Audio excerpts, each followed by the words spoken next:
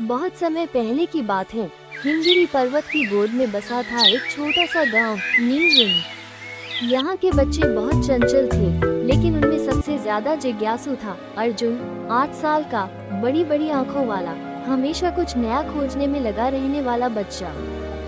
गांव के बाहर एक बहुत पुराना और रहस्यमयी जंगल था जिसे सब नीलकंठ वन कहते थे। लोगों का मानना था कि वहाँ एक जादुई पक्षी रहता है, नीलकंठ, जो बोल सकता है, उड़ते हुए रंग बदल सकता है और उसे देखने वाला बच्चा भाग्यशाली बन जाता है। लेकिन कोई उसे कभी नहीं देख पाया। एक दिन अर्जुन को अपनी नानी की पुरानी संदूक में एक पुराना नक्शा मिला। नक्शे के पीछे लिखा था, जहाँ सूरज सबसे पहले मुस्कुराए, वहीं नीले पंख तुम्हारा इंतजार करेंगे। अर्जुन को समझ नहीं आया, लेकिन उसने तय किया वो इस रहस्य को सुलझाएगा। अगली सुबह सूरज की पहली किरण के साथ अर्जुन अपने सबसे अच्छे दोस्त बुब्बू, जो कि एक गोलू मोलू खरगोश था, को लेकर नीलकंठ वन की ओर निकल पड़ा। जंगल में घुसते ही पेड़ बोलने लगे। तू क्या ढूंढ रहा है नन्हे खोजी? अर्जुन डर गया, लेकिन बोला, मैं नीले पंखों वाले उस पक्षी को ढूंढ रहा हूँ जो भाग्यशाली बनाता है। एक पुराना पीपल हंस पड़ा। सच्चे दिल से खोजोगे तो मिलेगा, पर पहले 3 परीक्षाएं होंगी। क्या तुम तैयार हो?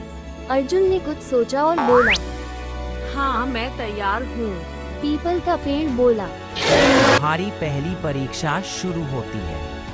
अर्जुन और बुब्बू एक चमकती झील के पास पहुँचे। वहाँ हर चीज दर्पण की तरह दिख रही थी।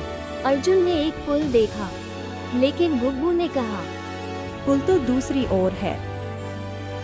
कौन सही है? अर्जुन ने अपनी परछाई से पूछा। परछाई बोली, सच वही होता है जो डर से नहीं, दिल से देखा जाए। अर्जुन ने आंख बंद की, सांस ली और उस दिशा में चला जहाँ बुब्बू कह रहा था, और हाँ, वही असली रास्ता था।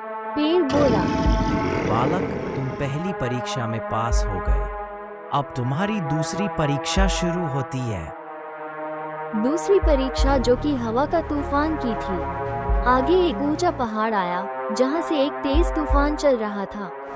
चढ़ना असंभव लग रहा था। तभी एक बुजुर्ग चील बोली, अगर उड़ नहीं सकते तो सोच बदलो। अर्जुन को याद आया, बुब्बू बहुत तेज कूद सकता है और उसकी कमीज में पतंग का ढेर पड़ा है। अर्जुन ने अपनी कमीज की पतंगें बांध दी और बुब्बू ने उसे ऊपर की ओर उछाला। वो हवा के साथ उड़ते हुए पहाड़ के पार पहुंच गया। तभी पीछे से पेड़ की आवाज आई, बालक, तुम अद्भुत हो, दूसरी परीक्षा में भी पास हो गए। अब क्या तुम तीसरी और आखिरी परीक्षा के लिए तैयार हो? अर्जुन बोला। हाँ, मैं तैयार हूँ। अब अर्जुन की तीसरी और आखिरी परीक्षा शुरू होती है, जो कि इच्छाओं का पत्थर की थी। वे दोनों एक गुफा में पहुंचे जहां एक नीला पत्थर रखा था। वो बोल पड़ा, एक ही इच्छा मांगो और नीलकंठ वहीं मिलेगा। बुब्बू बोला, अरे अर्जुन, तुम सुनहरा खिलौना मांग ले, ये मौका हाथ से मत जाने दो। अर्जुन बोला, नहीं, मैं केवल नीलवर्ण के सभी बच्चों के लिए खुशी मांगना चाहता हूँ।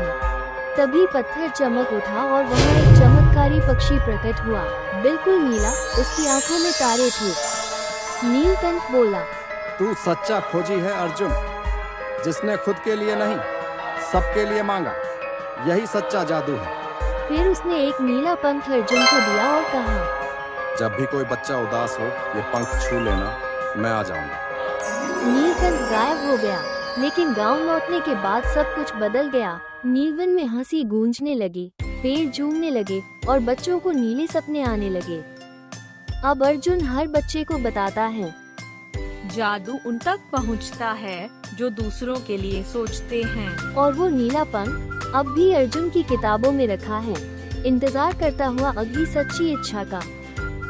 प्यारे बच्चों, इस कहानी से हमें ये शिक्षा मिलती है कि जादू उन्हीं को मिलता है जो सच्चे दिल से दूसरों की भलाई चाहते हैं।